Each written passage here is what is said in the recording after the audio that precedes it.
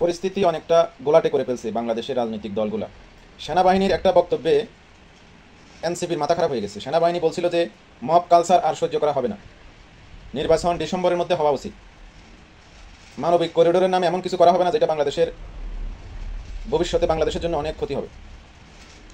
তো সেনাপ্রধানকে ভিলেন বানানোর যে চেষ্টা এনসিপি, সেটা মনে হয় না তাদের মনের বাসনা পূরণ হবে।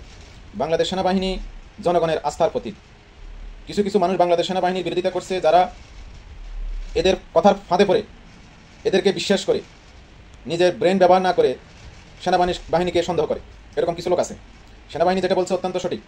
আপনি যখন তখন যার তার বাসায় গিয়ে হামলা করতে পারবেন না, আর এটা উচিত না। এটা কখনো কোনো সভ্য সমাজের কাজ হতে পারে না। কিছুদিন আগে আমরা দেখেছিলাম এক ব্যবসায়ীর বাসায় গিয়ে এনসিপি হামলা করেছিল, জবরদস্তি তাকে গ্রেপ্তার করার জন্য ওসির সাথে বাঘ বিতণ্ডটা করছিল। এটা উচিত না। প্রধান উপদেষ্টার পদত্যাগের যে বিষয়, এটা সম্পূর্ণ গুজব।